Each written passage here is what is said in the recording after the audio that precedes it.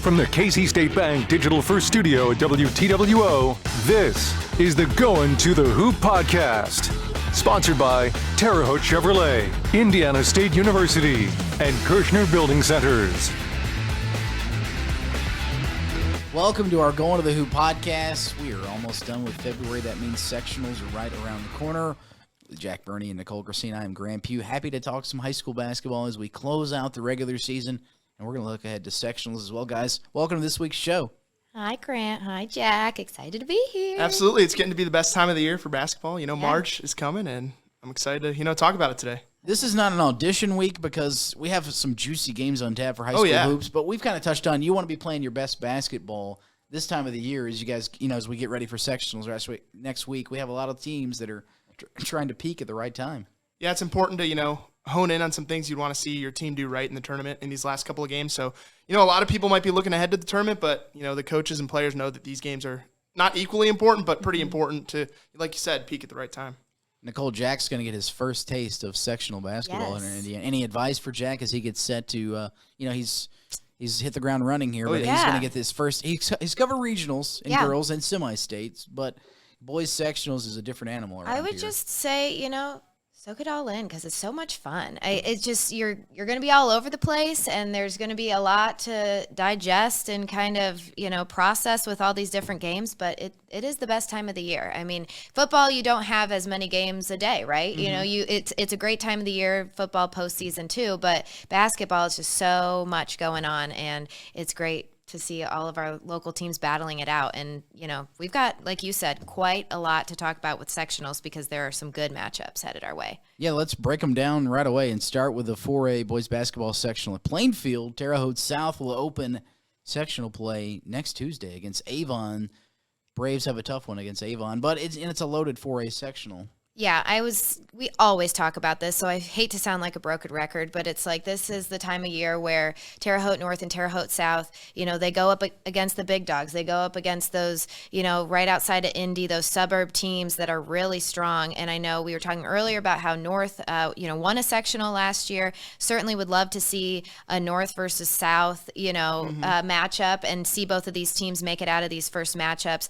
It's just hard when you get to these bigger schools and, it is in Plainfield, so it's a little bit out of their element. No home court advantage available, but I think both of these teams have a lot of grit and have a lot of talent to, make their presence known in the sectionals.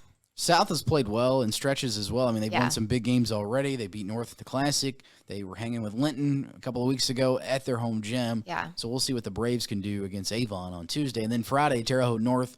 You've got North and Brownsburg, two of the better teams in this sectional, squaring off. North won the sectional last year. It was at their home court. This year, they're going to have to square off with a good Brownsburg team. But Coach Wolfley's guys, he was on our show earlier this year. They've been preparing. They had a big game at Evansville-Harrison over the weekend. They closed with another Evansville school on Friday night.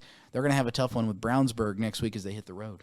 Yeah, it should be an interesting one. But like Nicole said and like you said, I think both these teams are very capable of, winning some of these games. I think, what you do all season, it makes you better for these type of moments. No matter what your record is going into these sectionals, those games that you played, it's a learning experience. So I think, like you said, being in a close game with Linton, beating North, I think that'll help Terre Haute South for sure. Now we move. We love when sectionals are close by, not just because that saves us on travel time, but also we know we're going to have a good contingent of local fans at these sectionals. The 3A boys basketball sectional in Northview. By the way, the blind draw, the Northview Knights will open the sectional on Tuesday night next week against Owen Valley. And I marked on here when I was taking some notes just that this one in particular really stood out to me as an interesting sectional just because, none of these teams have had just incredible seasons. They've all had their struggles, but I think that you've got some really interesting matchups. And I think the Northview Owen Valley game, Owen Valley beat them earlier in the season, but I think Northview at home, and I think Drew Cook, this is going to be his last year. He's a senior. He's going to want to show out. So are the other seniors. And I think that they're going to get that revenge win over the Patriots. And then, South Vermilion and Marietta, they don't have a winning season right now, but they have looked strong significantly throughout the season. And West Vigo, they're looking at almost like a 50-50 schedule right now. They're almost broken even. So again, not like they've ran away with anything this season. Indian Creek is a strong team. We've talked about how both their girls and boys teams are really strong. But I'm excited to see how our local teams, South Vermilion, Northview, West Vigo in particular, do in this sectional, because I think they all have a good chance to do well and to perform, and showcase something that maybe we haven't been able to see as much this season. Yeah, I agree. There's a lot of solid teams in that sectional. Like you said, had similar seasons, and I think that'll help them, seeing this similar competition throughout the regular season. So, like, I think anybody has a shot, like our local teams, like you were saying. So I'm excited to see how that one plays out. This is what you play for. I mean, the regular season is one thing, but you can have a bad regular season. If you cut down the sectional nets, you're going to remember that a lot more than you are what happened certainly in the regular season. Speaking of the regular season, North Davies, Coach Dow was on our podcast last week. They beefed up their schedule for a reason. They're bumped up to 3A this year. They're going to one of the best gyms in the state at the Hatchet House. They're going to be in the Washington loaded 3A boys basketball sectional. That includes, of course, Vincent's, Lincoln for us, and Washington. Your thoughts, guys, on the Cougars as they get set? They're not defending a title this year because they're bumped up, but they get set for another sectional run possibly next week. I like their chances. I think, when we talked to Coach last week, this is what this team wanted. They knew what the challenge was going to be when they went up to 3A, and I think, it's a tough sectional, but I think they have the talent. I think they have the experience. Like you said, winning state title last year, they've done it, not in 3A, but in 1A, obviously, last year. I think they're very prepared, and I think they're going to be ready to make some noise in this sectional.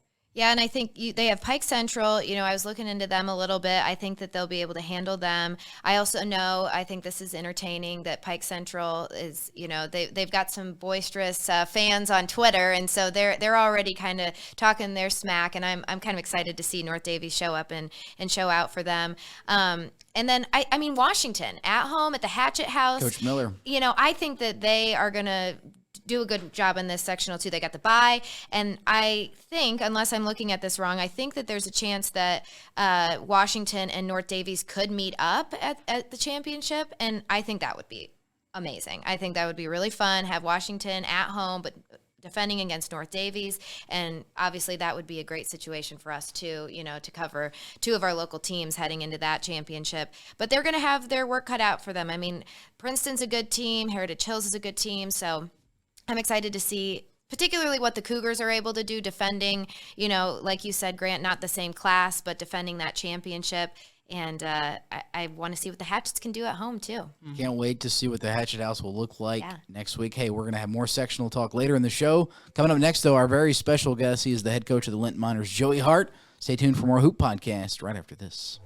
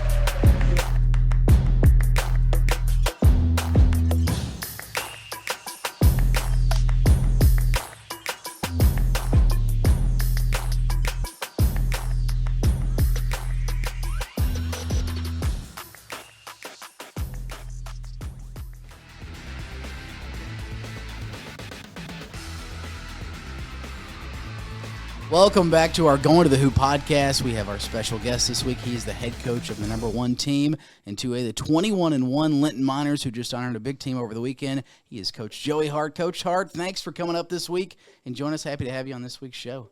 Thank you.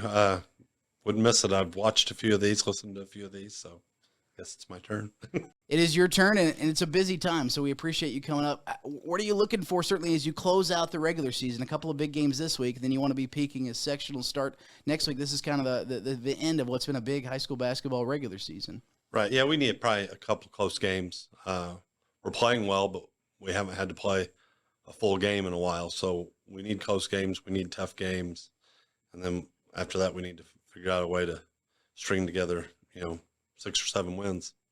And I know we're looking at the sectionals right now, and you guys have a pretty stacked one that you're going to be competing in. What stands out to you about some of the competition? Taking a look at Paoli, and then moving forward, if you guys were to win that game, what you would face next?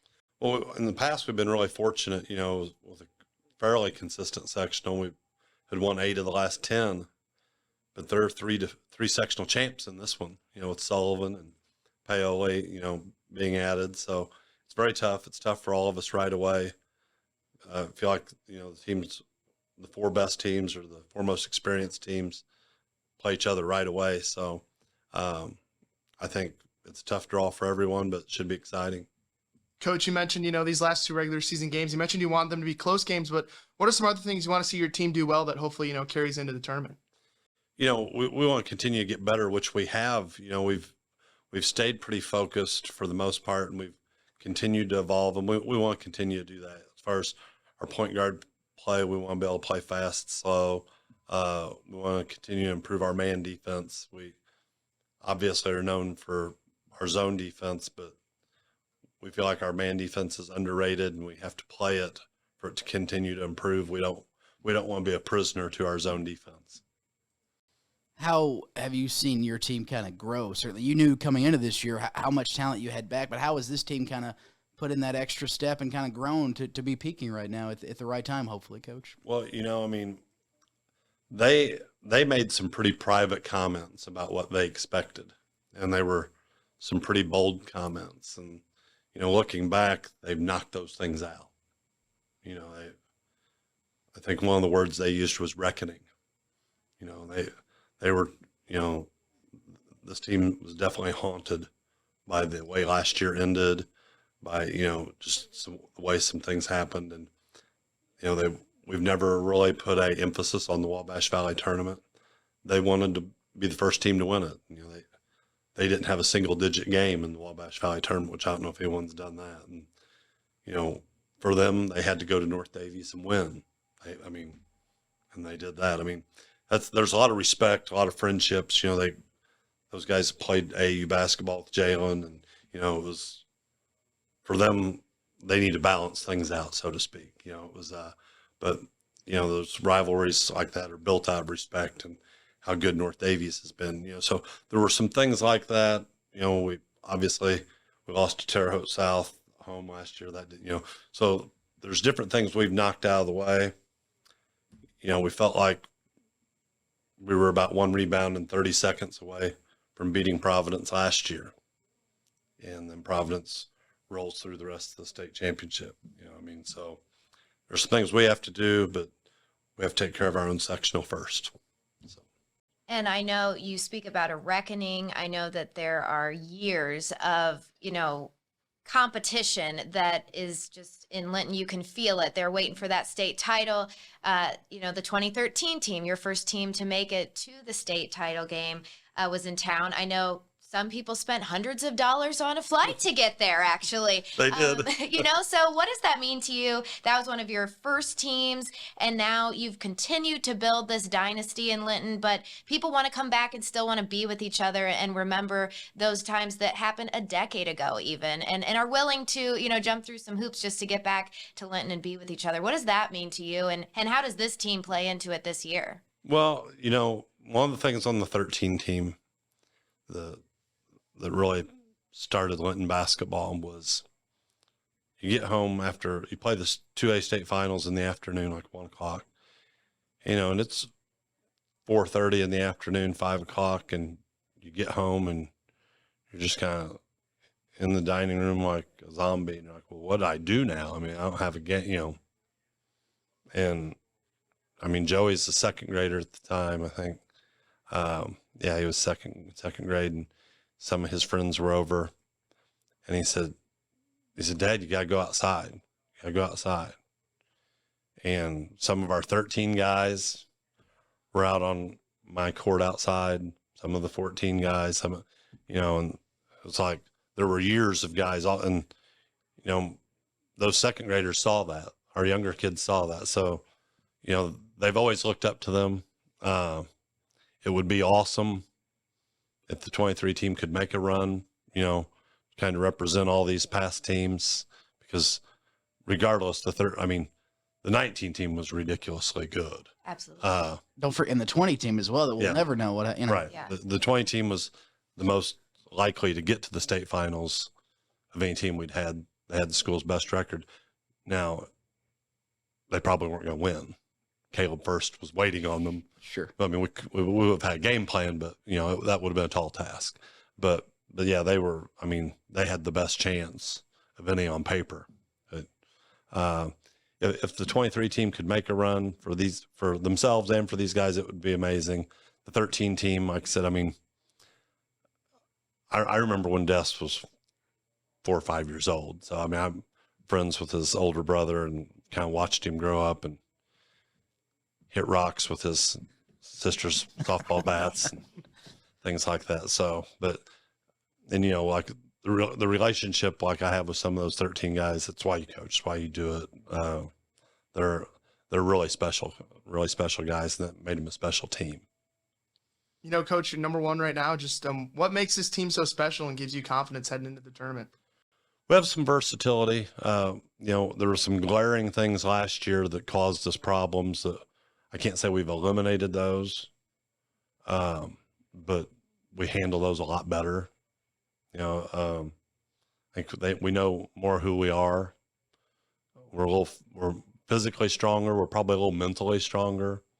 I know, obviously I basically see Braden and Logan and Joey about 350 days a year, it seems like, but even the other guys that are, going on to other sports, Nathan's been through a lot and matured and evolved. Nathan Frady, again, he's another reason you coach high school sports. So this team's got like 9 guys that are going to play college athletics. We also have number 1, number 2, and number 4 academically in the class with Nathan, Hunter, and Jackson. So, it's a really versatile group. It's an intelligent group, and they're very competitive. The success Linton has had, not just in basketball recently, too, going to semi-state in volleyball, making a volleyball run, certainly football, making a run. I know Minor Pride is unlike any other fan base in the Wabash Valley. That's got to be a big, shot in the arm too. And you guys know you've kind of seen it build up, starting with that 13 team when you guys first went to the state championship game. Minor Pride has just kind of grown since then, I feel like, Coach. Right, and even in football, at the very start, it goes back to football, and that they're expected to win. I always said the toughest job at Linton was varsity football coach, because you run play and gain 7 yards, and it's not enough. 7 yards play is usually pretty good, but not. But right. But the expectation is to win. It's to win everything, and Linton's had tremendous coaches and tremendous stability through a lot of sports. They. The same year I came in, they hired a baseball coach that already won a state championship in Matt Fugers. He does it for years. They replace him with another really good baseball coach. Aaron Lynn in the track program's been there forever. Brian Oliver's obviously a very known commodity around here. And then we may have the best girls basketball coach in the state, with what he does. I think everybody expected them to disappear, and they haven't.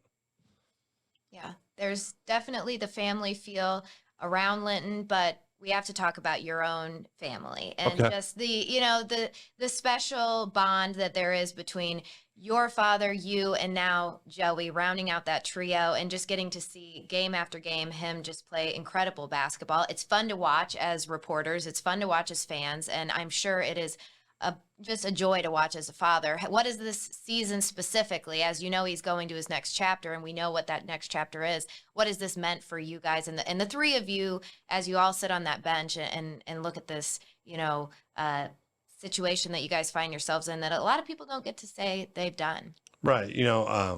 I started sitting on my dad's bench in 1978, and I wanted to coach the team. I never thought about being a player. I wanted to coach the team, and I had a lot to say. And as a freshman in high school, every other kid that played on the JV dressed varsity, and I kept the stats. he did everything he could to make it rough on me, but and I ended up playing for him. But my dad and I had a pretty good player-coach relationship.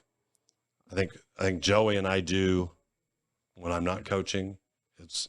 When I'm coaching, it's just coach player. I mean, Right. Sure. He doesn't show a lot of personality or a lot of emotion, and so I just coach him like their player. I mean, that's one of his gifts, I guess, is that he doesn't. Now him and my dad are very, very close, so a lot of times I think I seem to be the odd man out, which, I've noticed through AAU, I really like getting to be dad. I feel like I can do a lot for him as a dad. I know a lot about basketball. Right. Sometimes as the coach, I don't know anything, but but I can help him sometimes as dad. And, obviously through my own stupidity, I got to watch some games this year, instead of coach them in the games. But that being said, it's, the stability we have, the family Joey and I went back in last night with one of the twins and just put up shots. And it was just, it wasn't anything that had to be done. It wasn't anything that was pushed to be done. It was just, hey, had practice, had dinner, and nobody was doing anything. Let's take Jack to the gym. And, we live 4 blocks from the school, and it is very much family atmosphere. My dad didn't start coaching at Linton until 2013. Yeah. And we immediately made the run. In fact, you may know this, you may not. Joe Hart was added to the staff to take care of Des. Okay, there we go. Makes sense. Because Des required a certain amount of attention. Yes, we know And that. he would take care of Des, and I would coach the rest of the team. Yeah. And as my dad would tell you, he was a lot better at coaching good players than I was at that time. And I used to tell him, I said, if I had the talent you had, I'd win a lot of games too. And he told me very clearly in 2013, well, you have that talent. I mean, I want to put your money where your mouth is now. Right. So, and it's worked out. He is really good with good players, and I know he's been really good with Joey. Joey's just different because it's hard for me to label him or pigeonhole him because he doesn't really play basketball like a high school player. Right. He's he plays like a college player now. He plays with lift. He plays just the way he moves. And I hope we get to see him. I hope we keep winning. You never want to lose, but I don't want to see any of those guys play their last game. But I know our community will miss seeing a different type of athlete. Like our conference has never had this kind of athlete. So, Coach, I feel like we ask all of our guests this. Do you have any specific pregame traditions? Any go-to pregame hype songs or anything like that? I do, but some fun stuff like right now, I never ride or I never go with Joey has his own vehicle, so he always shows up at the games about 45. Like in the mornings, he shows up at 6:10 a.m. So he just wears everybody out. But so Toby and Jack and I are my twins. We always go to the game together. So we always play Eminem, but Nice. Okay. There you go. Yeah. but we always, instead of guess who's back, it's guess who's Jack. And Nice. we basically we taunt Jack the whole way to the gym. Just to, Makes sense. All Yeah. 4 blocks. I love Yeah. it. So we have a lot of fun with that because Jack doesn't like it.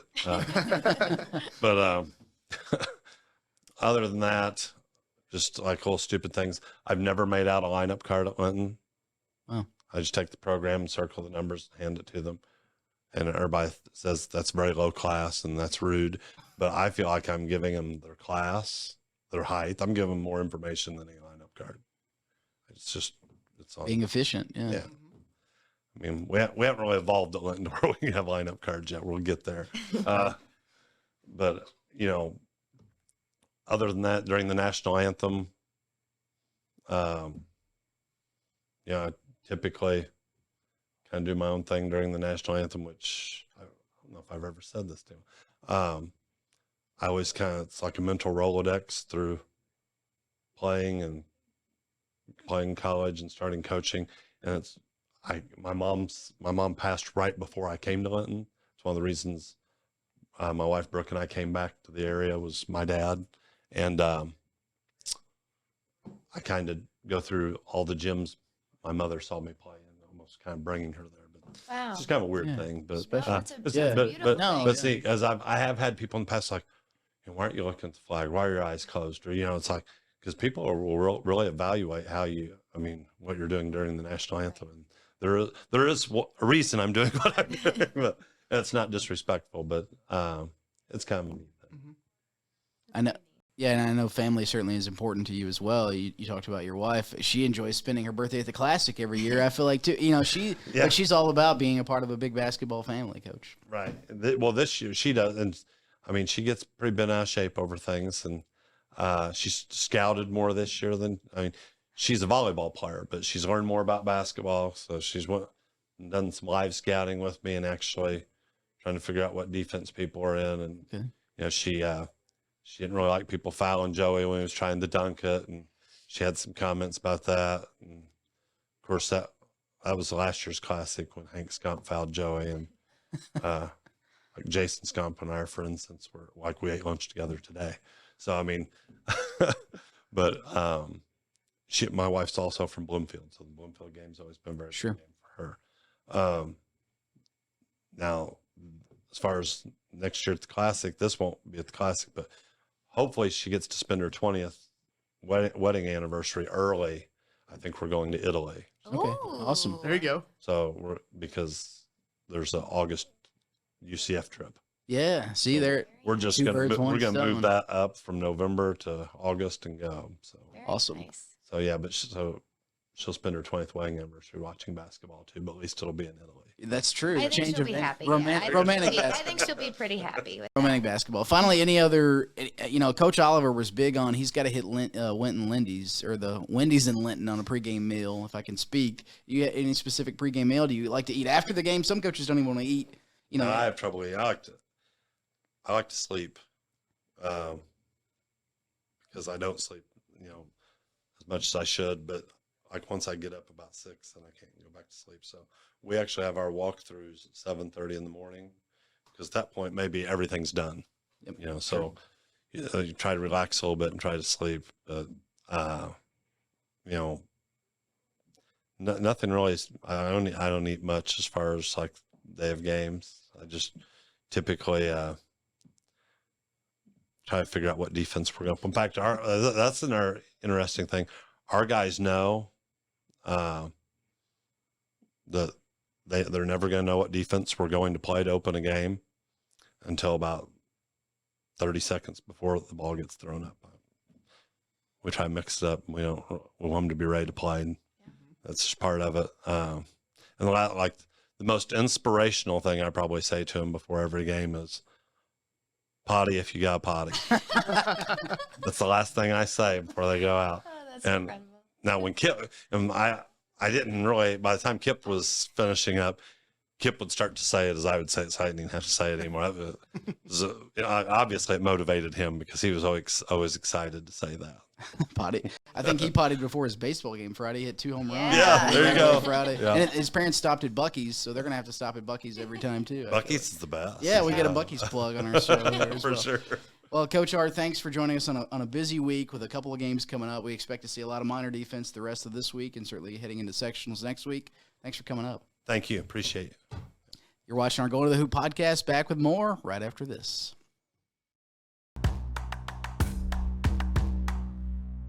Here are this week's matchups.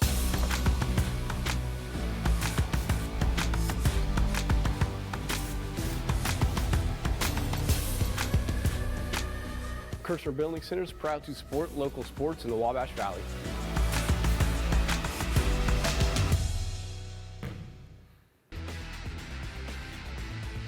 Welcome back to our Going to the Hoop podcast. Many special thanks to Coach Hart for coming on this week's show. They have a big week this week, wrapping up the regular season as we look ahead towards sectionals. Speaking of sectionals, we're going to look right back to sectional brackets as we move to 2A. We talked 4A and 3A earlier in the show. Let's go with Southmont. Park Heritage has had a tough schedule this season. They beefed up. They play Park Tudor. They play other tough teams. They're going to open the sectional at Southmont, a sectional they won a couple years ago against Greencastle next week.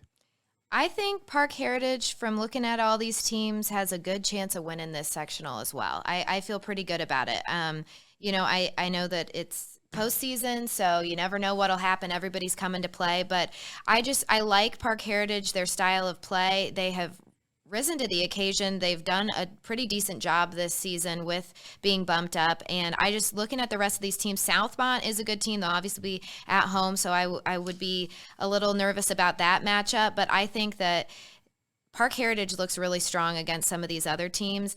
And I think that Shelsky is the coach's kid, both of them are just ready for some competition. You can tell they really like to have a good matchup in their hands, and they'd like to play to their competition too. So I think they're going to be ready, and I wouldn't be surprised if they were yet again sectional champs. Like you said, strengthening up that schedule helps you for these sectionals, just playing against that better competition throughout the regular season.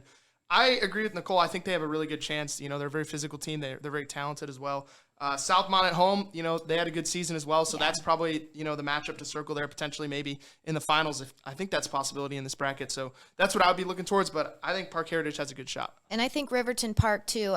They've got Darren Hazard. Darren Hazard. He's ready for anything. He's always, we talk about him on Friday nights, football and basketball season all the time. So I'd love to see him carry them. Cloverdale, we've covered them in the Classic. They've just been struggling, have a really young team. So I think Riverton Park will be able to handle them. And then we'll see what the rest of that gets them. But I would like to see Darren Hazard in that team, go far as well. Riverton Park closes out the regular season with Clay City later this week. That's a big tune-up for both teams ahead of sectionals. As we move to another 2A loaded sectional with a new alignment this year, you can throw Sullivan into this mix at North Knox. Paoli's in the mix.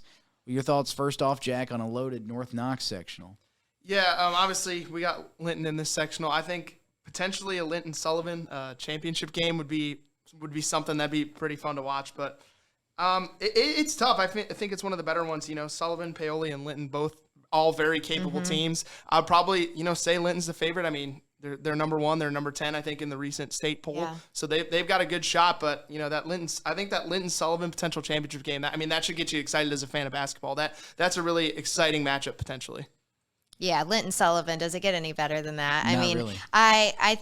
I do think, though, Paoli and Linton is going to be a great game. Paoli is a really strong squad, and Sullivan-South Knox, I think, is going to be a really good game, too. Two of the games to start it out, I think, are going to be good ones to watch. But, I'm biased. I would love to see a little Linton-Sullivan, the two of our, blue blood teams facing off in the sectional championship, and that would get an incredible crowd. But Linton, it's just going to be hard to beat Linton. They're determined, and obviously talking to Coach Hart, they have things they need to work out, but if that's what you need to work out and your team has those little wrinkles that they need to work out, I would consider yourself pretty lucky, especially heading into the postseason. So for sure, yeah, that Sullivan-South Knox game, maybe one of the better games opening night in the state and certainly in the Wabash Valley. The winner of that game is going to get more than likely a chance to go to the sectional championship game on Saturday. South Knox is a good team. Dakota Candler, other guys that have stepped up. They've gotten big wins against Bar Reeve, against Washington, and others. So we can't wait for the Arrows and Spartans in sectionals. Now we move from 2A to 1A. It's always like the sectional at WRV. We start right off with a team Jack knows a lot about, the Shakamak Lakers in Lake Show. Yeah, Shakamak, they've won a couple of games I've seen. JT May's a very good player. He had 16 points, I think, on Friday, including 2 game-winning free throws. He's a good player. They're going to show up. They're going to be ready to play. That's a tough sectional, though. There's a lot of good teams there. Clay City's good. They've been on a roll recently. Bloomfield, obviously 19-3 record. They've been really good all season long. But, I'm excited to see who's going to come out of this one. Shakamak has Bloomington Lighthouse, who's had a good year. And then the winner of that one gets North Central. So a lot of local teams in that sectional. And it'll be interesting to see how it plays out. Yeah, I think the game that's really catching my eye is that Bloomfield-Clay City games. I think that's going to be a lot of fun. And I think Bloomfield, if you're looking at stats alone, if you're looking at how the season is played out, they would be, the favorite, of course, but I think you've got a lot of teams in there that are going to really, I mean, these are a lot of teams that play each other at least once, if not twice during the season too. So they know each other. They're ready for what each other's going to bring. It's not like they have to do a ton of studying up on what, the game scheme is going to be like. So I think Bloomfield is going to be the one to beat, but I'm really excited to see what comes out of this one too. We've got a lot of great sectionals. I feel like we're spoiled this year. We've got some good matchups. We really do. And Clay City got the big win at Northview just last week, and Bloomfield, of course, playing on another level as well. Now, last but certainly not least, a jam-packed Lagodi sectional. You've got Vincennes Reveille, Lagodi, Springs Valley, Washington Catholic, Shoals, Orleans, Bar Reeve. Not a bad, especially you could see Bar Reeve Lagodi rematch possibly in semifinals on Friday night. 1A sectional down at Lagodi. Your thoughts on that, guys? Well, I mean, anytime that you have Bar Reeve, Lagodi, Vincennes teams, you got this really good Orleans team this year. I mean, that's always fun. I know when we talked to Coach last week on the podcast about, the Cougars moving out of, moving away from having to play in an area where they were the only ones who hadn't gotten a state title, right? You've got Bar Reeve, you've got Lagodi, you've got these teams that have really have a great history. They're always going to come play in March. And so I think it's going to be fun to watch those. And like you said, I mean, seeing a Bar Reeve Lagodi rematch would be huge. A lot of local fans would love that. I think a team to watch out for, Shoals and Orleans are both having, pretty good seasons, especially Orleans. So that would be kind of the outsider to watch for if people aren't familiar with that team. But I'm just excited because that's just some really, really good 1A basketball that you get down once you get down there. And Lagodi, is a little bit further of a drive for us, but that's always a great place to go watch a game. So, yeah, I agree. A lot of talented teams in this sectional. Yeah. Like you mentioned, Orleans 20-2 on the year. They've been one of the better teams. But Lagodi Bar Reeve would be a fun rematch to get. I think we probably will get that, but it'll be interesting to see. And like you said, last but certainly not least, there's been a lot of good sectionals we've talked about, and excited to get the ball rolling on these sectional playoffs. Yeah. Can't wait to see what sectionals bring next week. Big thanks to Coach Hart for joining us this week. Thanks to Nicole and Jack. Thanks to you guys for watching our Going to the Hoop podcast. More basketball to come as the season rolls along. We'll see you next week.